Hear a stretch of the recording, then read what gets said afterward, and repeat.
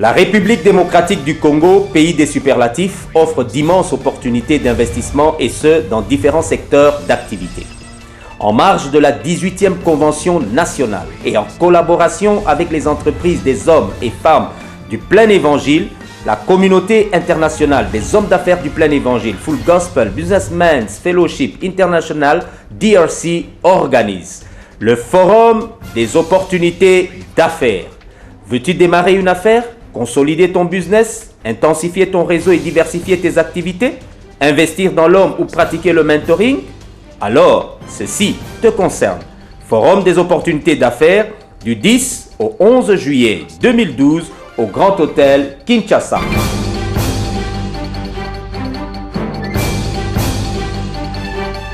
Cordial, bienvenue.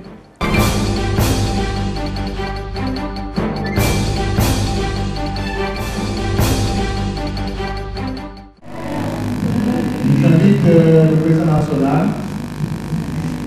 pour la prière d'ouverture. Éternel notre Dieu, nous te sommes reconnaissants. Toi, celui qui veut que chacun de nous puisse prospérer à tous égards. Nous invite, Seigneur, durant cette convention, à échanger sur ces sujets au cours de ce forum en traitant aujourd'hui en République démocratique du Congo.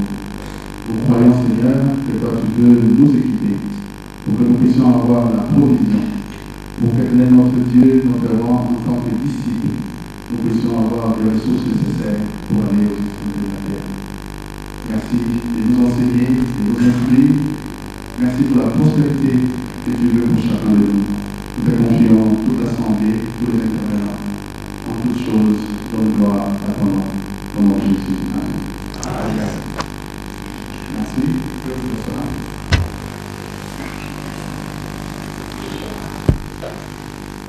Chers invités, au nom de la communauté internationale des hommes d'affaires qui prennent l'évangile RDC,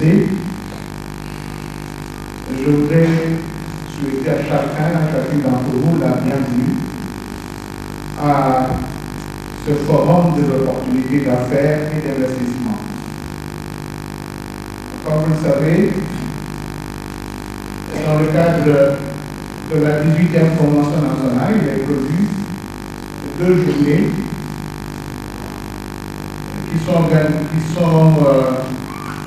prévues pour l'organisation de ce forum des opportunités d'affaires et d'investissement. Je voudrais vous donner le programme de cette première journée. Nous allons avoir un témoignage qui sera donné par une sœur, notre sœur Sarah, qui viendra tout à l'heure nous parler de la manière dont on peut démarrer une entreprise, une association.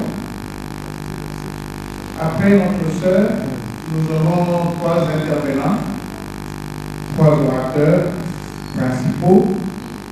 Le premier, c'est notre frère David Massamouna, qui va nous parler du sujet ci-après, comment démarrer une affaire en République démocratique du Congo. Il y aura pour cela 30 minutes. Après sa communication, nous inviterons M. John Nkono, directeur chargé des PME, à la FEC, juste pour nous exposer la vision de la FEC en matière de démarrage d'une entreprise. Le deuxième orateur sera notre frère Dani Maouenyenga, qui va parler du sujet ci-après, comment consolider une affaire. Il sera suivi du 3e intervenant, 3e orateur, qui s'appelle Bastien de Souza. Il est chef d'entreprise, qui, en 15 minutes, nous donnera un mot d'encouragement. Voilà ce que prévoit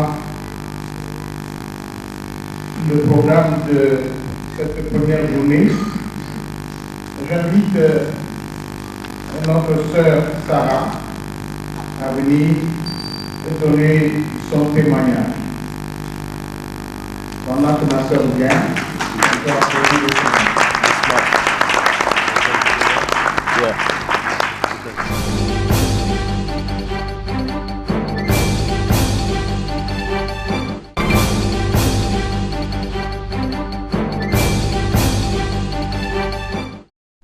Bien-aimés dans le Seigneur, shalom. Je me nomme Madame Shalomba Ouattara. Je suis pharmacienne. J'exerce dans la profession comme propriétaire d'un dépôt pharmaceutique qui s'appelle Shalom, ici en ville. Il m'a été demandé aujourd'hui de partager une petite expérience qu'on a expérimentée en association. On a expérimenté en association, dans l'association dont je suis présidente. En fait, je suis présidente de l'association des femmes pharmaciennes. Vous savez que la pharmacie, c'est un métier libéral. En association, on essayait un peu de chercher les voies et moyens pour démarrer, améliorer notre activité. C'est comme ça qu'on avait conçu un programme pour chercher un crédit dans l'association. Et ce crédit, on l'a obtenu auprès de Papa Congo. Papa Congo, c'est une association qui était dirigée par Papa Massamouna. Il donnait des crédits individuels, mais nous, on avait obtenu ces crédits en association. Comment nous avons bénéficié de ces crédits à un nombre de 6 pharmaciennes. Vous allez me poser la question comment on a sélectionné ces mamans. C'est vrai, il y avait des critères pour les sélectionner. Dans notre association que j'ai présidée, on a fait d'abord une formation pour tous les membres sur la culture d'épargne et sur la culture de crédit. Après cette formation, nous nous sommes assignés comme devoir de pointer les mamans qui peuvent répondre à ces critères d'épargne. Nous avons visité les entreprises de toutes les mamans qui avaient des entreprises. Nous avons fait une évaluation des volumes de vente, des valeurs de stock. Et après ces critères, on a arrêté une petite liste. Après cette liste-là, nous avons fait un formulaire d'engagement qu'on a présenté aux membres. Celles qui se sentent capables signent le formulaire et on la retient sur la liste. Après avoir sélectionné les membres, nous sommes partis auprès de Papa Congo pour poser notre problème. Et Papa Congo nous a acceptés, nous avons été capitalisés, on nous a donné le crédit. Après ce crédit-là, on a assis maintenant, on a nommé une maman qui était chargée de suivre, de récolter les fonds pour les remboursements. C'est vrai, ce n'était pas très facile, puisque dans notre groupe, nous étions au nombre de 6 pharmaciennes, mais le secrétaire qui était chargé du crédit nous avait imposé une maman, qui était sa femme. Nous avions refusé puisqu'on ne l'avait pas évaluée. Elle ne connaissait pas les critères auxquels nous devions répondre. Mais bon, il nous avait vraiment supplié de mettre sa femme. On l'avait opté. Mais elle nous avait posé beaucoup de problèmes. Comme elle ne faisait pas partie de l'association, on avait des difficultés pour l'atteindre. À cela ne tienne, mais notre groupe, nous nous sommes battus. On a remboursé notre crédit En tout cas, sans beaucoup de difficultés pour les remboursements. Mais au niveau de l'entreprise, au niveau de nos entreprises, il y avait quelques problèmes parce que vous savez que les crédits, avec les problèmes de taux d'intérêt, avec les problèmes de temps de remboursement qui est très court, on a dit que faire face à tout cela, mais grâce aux disciplines qu'on s'était données, on avait réussi à rembourser ces crédits et nos entreprises avaient vraiment bénéficié de ces crédits parce qu'au moment où je vous parle, toutes les six mamans qui avaient bénéficié de ces crédits ont pu évoluer avec leurs activités et jusqu'aujourd'hui les activités sont présentes et continuent. Alors c'est cette expérience que je voulais partager avec vous. Je me suis dit, les crédits, c'est bon. En fait, la conclusion qu'on avait faite, les crédits, c'est bon, mais il faut vraiment faire une bonne étude. Il faut que les activités puissent être florissantes. Il ne faut pas prendre un crédit pour les activités qui commencent. Ce n'est pas vraiment très bien. Et à part ça, on avait ajouté à ces crédits la tontine. On avait mélangé les deux et ça nous avait beaucoup aidé.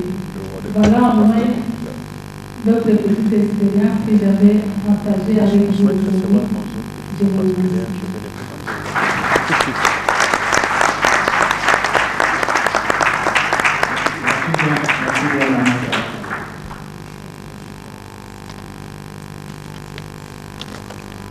Nous invitons le président national.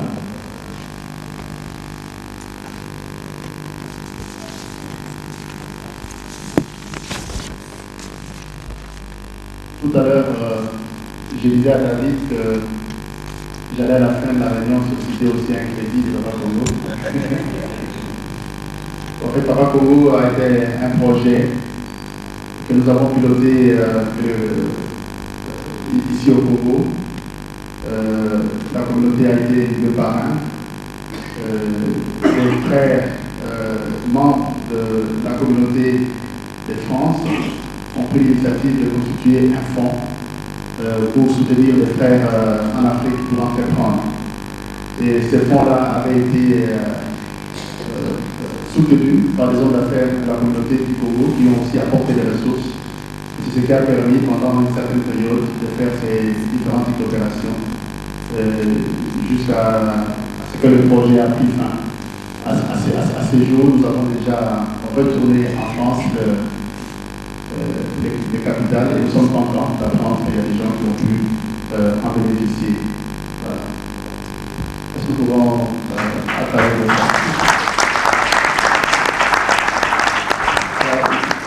Je voulais profiter du micro pour accueillir ces grandes personnes qui sont assises ici. Notre modérateur du jour, c'est le professeur Bali. Il est professeur Bali, il est professeur à l'université, il est docteur en philosophie. Bandi est là. Voilà.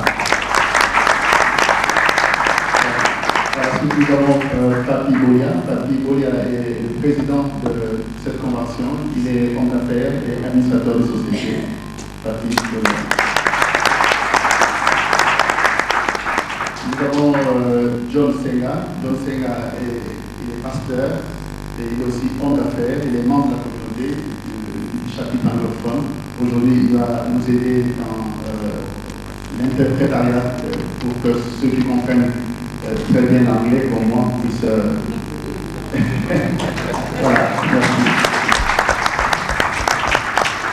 Alors, je vais vous présenter trois personnes. Ils sont tous trois des directeurs internationaux. Notre communauté est organisée. Il y a dans le monde 70 directeurs internationaux. Dans cette salle, nous avons le privilège d'en avoir 4. Nous avons David Massamna, il est homme d'affaires congolais, il est un des orateurs du jour, aujourd'hui, il est hôtelier, il est directeur international. Nous avons Gracien Dessouza, il est directeur international de notre communauté, il est homme d'affaires et chef d'entreprise au Togo, il vient de nous. Nous avons Dani, il est directeur international, et Dani est secrétaire international de notre communauté à travers le monde. Il est membre qui vient du Ghana. Voilà les intervenants de ce forum.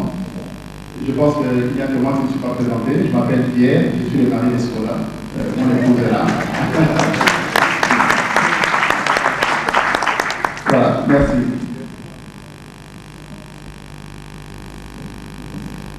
Ok, nous allons inviter le frère David pour sa communication.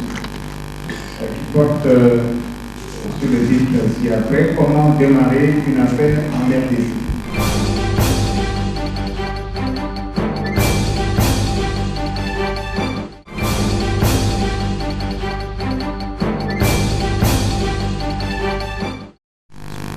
Bien-aimés, je vous salue tous. Je suis David Massaruna, le mari de Maman Modé. Donc, ce qui fait que j'ai souvent le privilège de s'appeler Papa Modé. Et ça me fait beaucoup de bien. Bien-aimés, nous allons aborder aujourd'hui ensemble une réflexion sur un thème qui préoccupe toute personne, et surtout dans notre milieu de la RDC, où pendant longtemps il a été établi que la plupart des ménages vivaient des revenus extra-professionnels. Donc, les gens ne vivent pas seulement de leurs revenus, mais pour tenir le coup, il faut qu'il ait des revenus extra-professionnels. Et je vis que c'est un souci qui habite beaucoup de gens, mais souvent ils sont limités pour savoir comment est-ce qu'ils peuvent s'y engager. Et moi j'aimerais bien, en m'inspirant un peu de cette parole, des Écritures au Romains 8, qui dit que 8.1, qui dit qu'il n'y a point de condamnation pour ceux qui sont en Jésus-Christ. Je voudrais qu'aujourd'hui, que tu aies un nouveau credo. Quand tu dis je crois à Dieu, le Père Tout-Puissant, Jésus-Christ, à l'Esprit Saint, mais je voudrais également que tu dises je crois que moi aussi je vais entreprendre. Amen. Amen. J'aimerais que tu aies cette foi en toi, que toi aussi tu peux entreprendre. De toutes les façons, aujourd'hui, en tenant compte des réalités du moment, au Congo, dans le monde, entreprendre devient une nécessité incontournable. Non seulement pour élargir ses revenus, avoir des revenus additionnels, mais également pour développer des talents personnels, pour développer des talents cachés, mais également pour conquérir son espace de liberté, pour conquérir son autonomie. Donc, entreprendre est vraiment à ta portée. Je sais que souvent on est paralysé à un certain nombre de pesanteurs, un certain nombre d'éléments, notamment la peur de jouer, c'est souvent ça qui nous paralyse. Mais il y a également la crainte de ne pas avoir assez d'argent pour s'engager dans les affaires. Et également la crainte des candidatons. Et souvent on a peur des regards des autres. Et nous sommes souvent prisonniers de la culture traditionnelle qui nous a soutenus pendant des années. Souvent, on aime bien les conforts d'une carrière stable, et alors que entreprendre, c'est aussi un espace de liberté où on peut se réaliser pleinement. Alors, rapidement, je vais donner quelques préalables quelques préalables.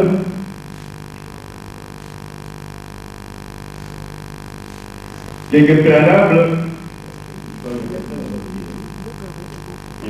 au démarrage d'une affaire, d'un projet d'entreprise. Il faut bien sûr une intention bien définie.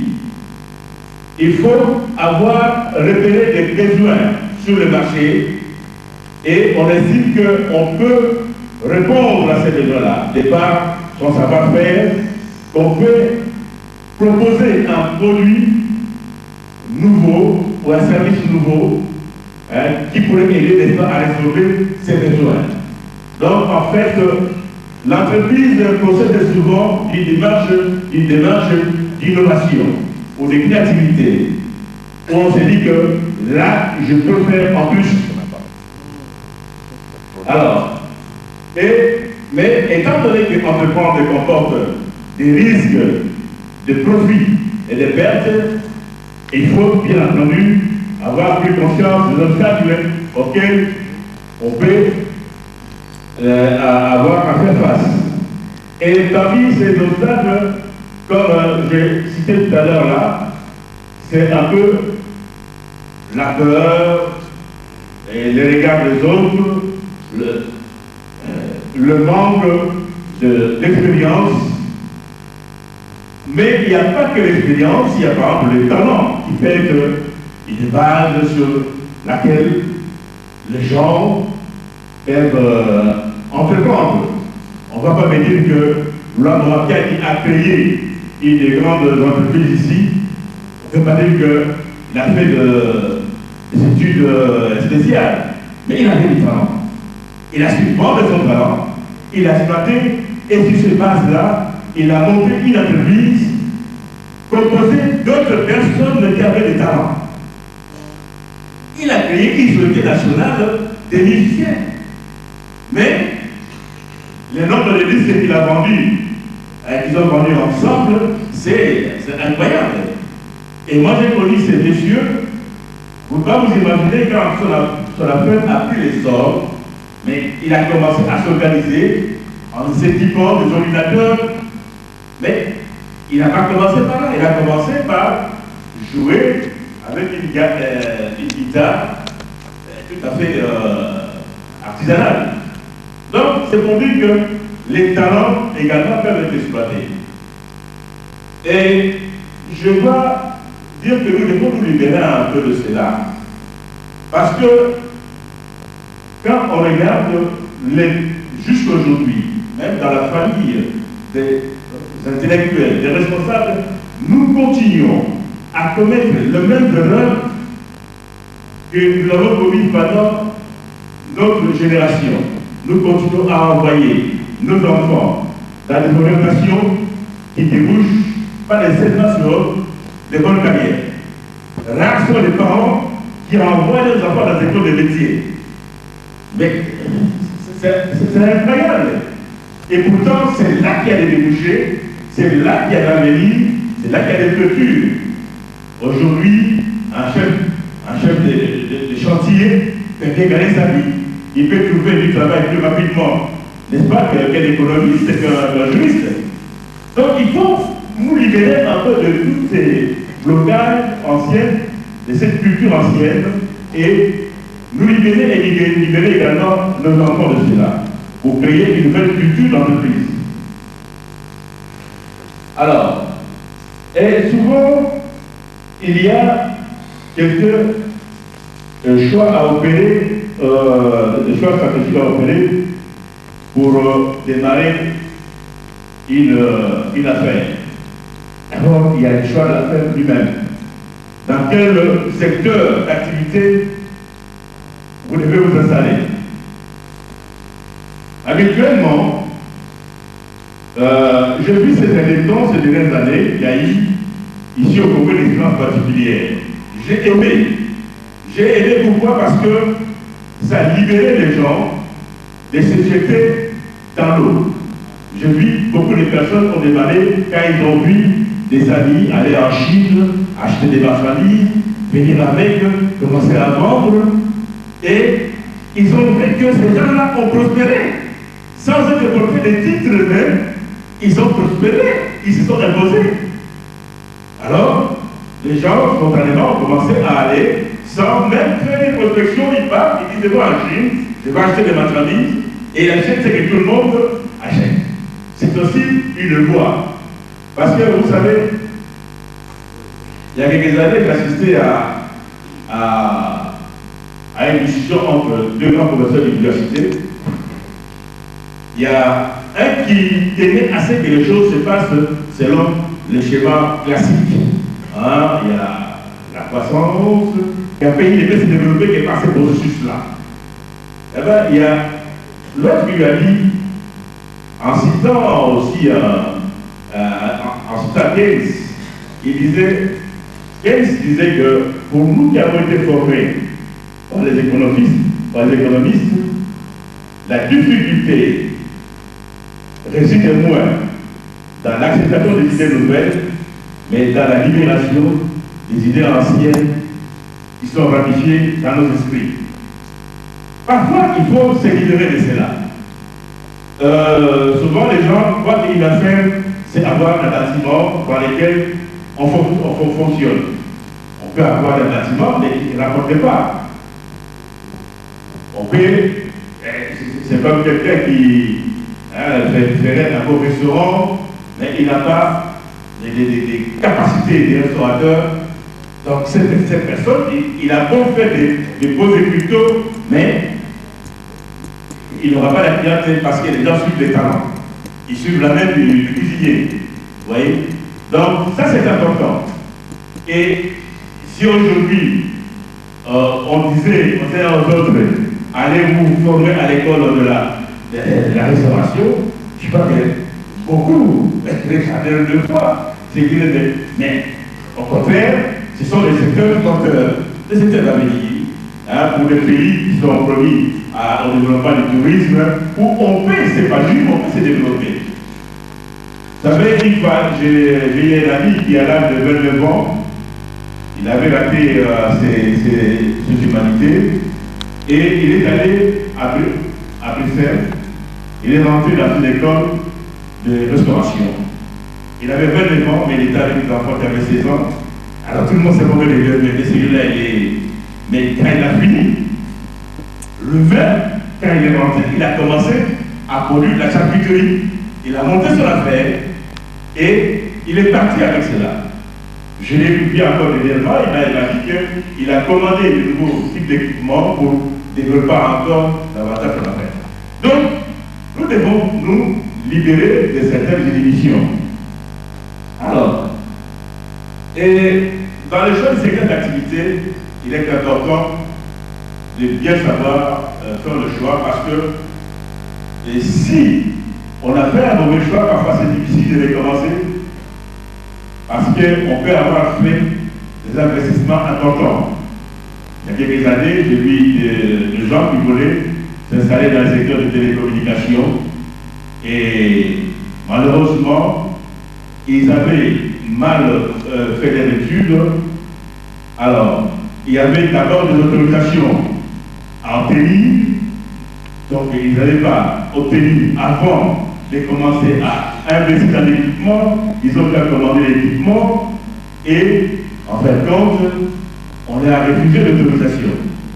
Donc ils avaient dit, mais ils devaient acheter l'équipement à l'époque, il y a 10 ans, à peu près plus de 10 ans, et il y a une quinzaine d'années quand même, qui exigeait à peu près 1 million de dollars, ils avaient avancé 500 000 dollars, et comme l'autorisation avait été refusée, eh bien, on ne peut pas les rembourser les avances qu'ils ont données pour la production d'équipement. Donc, ils ont carrément perdu de l'argent. Vous voyez? Donc, c'est important de bien étudier votre secteur d'activité. Alors, pour cela, c'est bien parfois de consulter un peu les gens qui peuvent vous aider à élaborer un petit plan commercial, un document dans lequel, quelque part, je sais pas dire un document qui dit pourquoi est-ce que l'entreprise que nous créons va marcher, comment il va marcher et quand est-ce qu'il va marcher.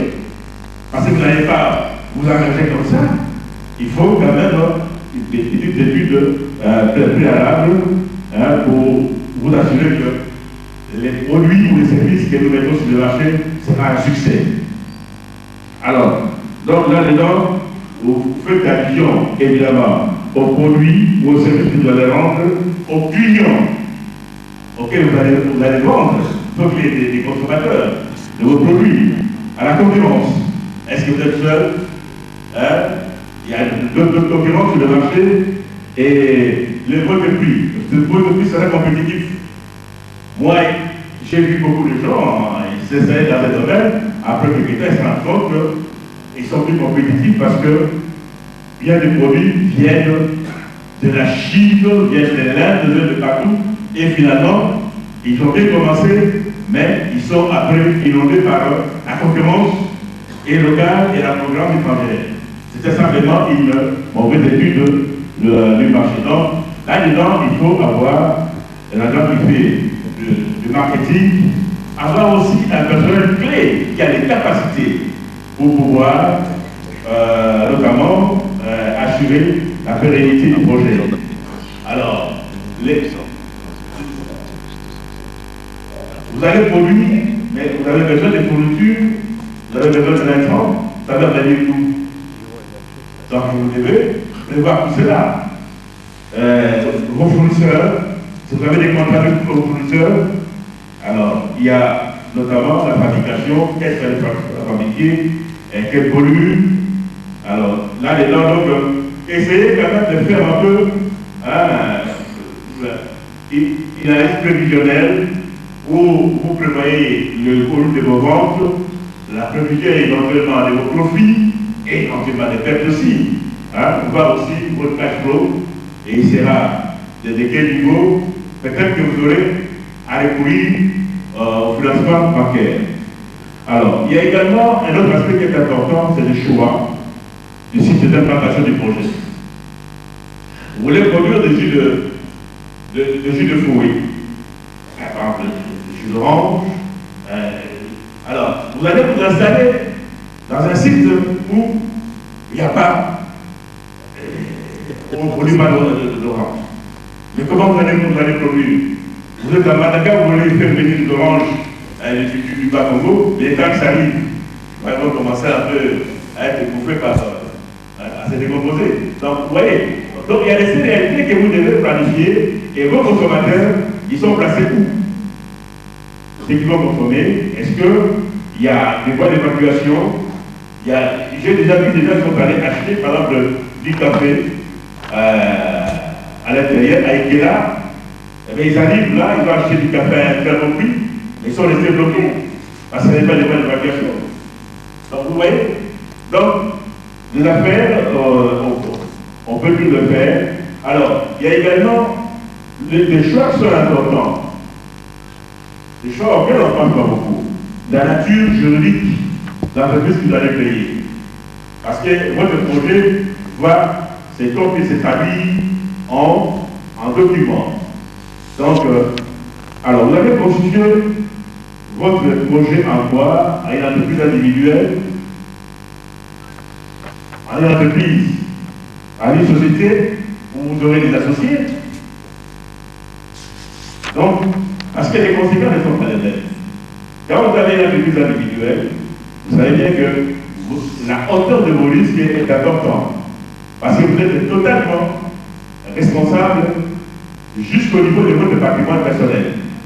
Si demain, par des aventures, vous n'arrivez pas à payer vos créances, eh bien, on va récupérer vos maisons, vos biens personnels pour faire face à ces engagements. Mais dans les cas où l'État a prévu pour ceux qui ont des personnes qui ont des initiatives d'entreprendre, mais avec des risques limités. C'est pourquoi on a créé les SPRL, une société des personnes à responsabilité limitée.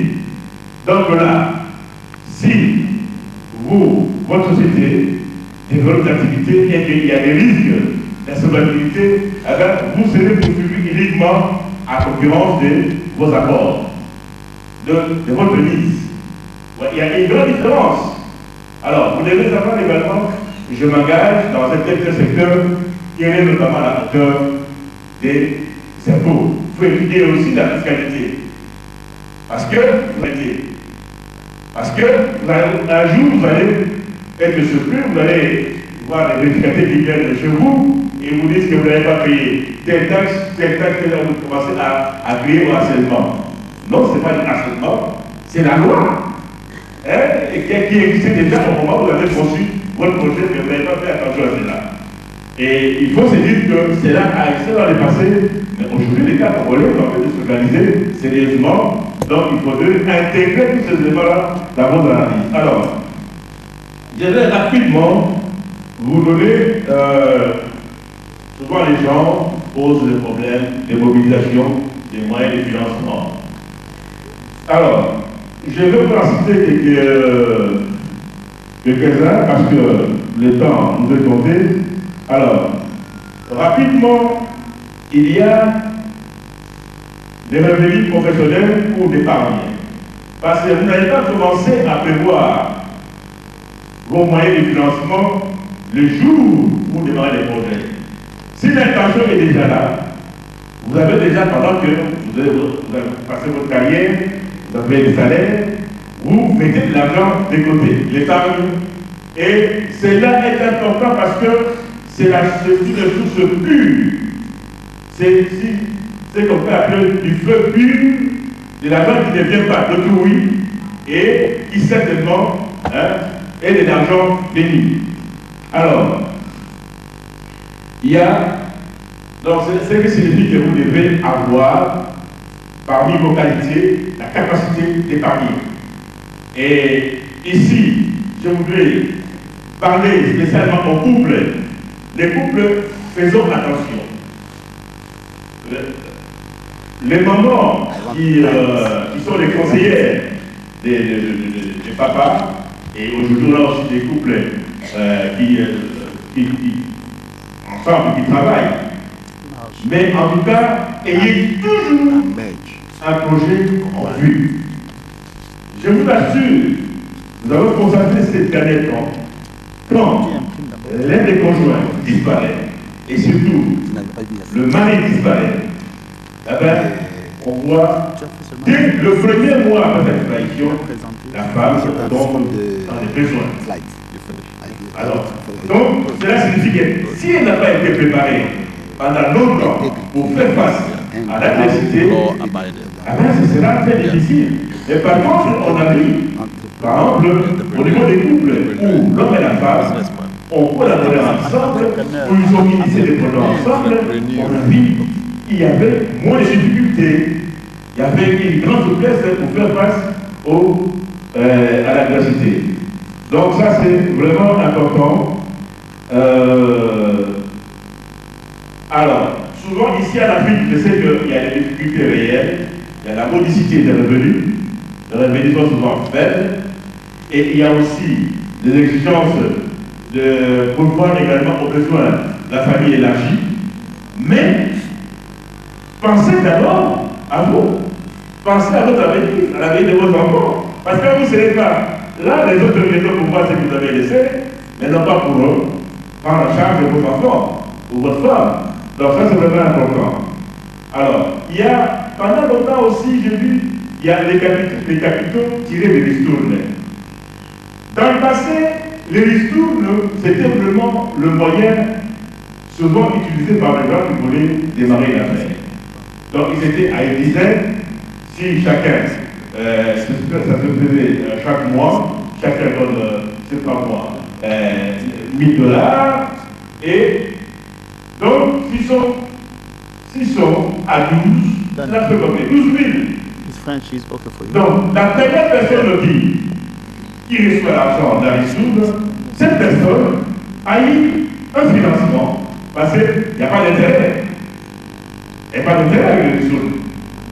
Donc cette personne, il démarre tout à fait, et puis finalement, au fur et à mesure qu'il va travailler, il commence à rembourser. Et ce qui était bon, c'est que ça se faisait à coup d'erreur. Et au fur et à mesure, c'est lui qui avait été le premier, la l'autre fois, peut-être que ça va être la dernière personne. Mais les seuls risques qui arrivent dans les zones, c'est l'insolvabilité. Parce qu'aujourd'hui, le respect des engagements, c'est plus évident. Et ça devient vraiment une voie de risque. Mais il y a aussi le danger, c'est la dépréciation monétaire. Si vous le faites dans une monnaie qui se déprécie vite, donc celui qui pendant 12 mois a versé de l'argent aux autres, lui qui va bénéficier de la dernière, eh bien, cette personne aura de l'argent déprécié. Parce que les rançons monétaires ayant joué. C'est pourquoi par réalisme, faites-les dans une monnaie qui est forte, comme ça, tout le monde est sécurisé. Donc ça, c'est un peu des aspects. Alors, il y a des capitaux financés par le crédit fournisseur. Souvent, pour des personnes qui sont reconnues comme étant des personnes sérieuses, honnêtes, qui savent respecter leurs engagements, ce sont des personnes qui peuvent bénéficier des crédits fournisseurs. Donc, il va voir un producteur qui lui remet des marchandises à payer dans 30, 60, 90 jours ou 120 jours. Mais cette personne a un crédit. Il vend, après, il va payer. Donc cette personne, avec les bénéfices qu'il reçoit ainsi, progressivement, il constitue son capital à lui. Donc c'est vraiment une voie privilégiée. Alors, souvent aussi, il y a des capitaux financés par des acteurs des associés. Nous avons tort de vouloir souvent en dépendre seuls. Ça, c'est vraiment la cause du retard que nous avons en Afrique. En Europe, depuis déjà les 19e siècle, même le 19e siècle, ils ont commencé à faire des associations, de créer des sociétés pour pouvoir mobiliser les grands capitaux.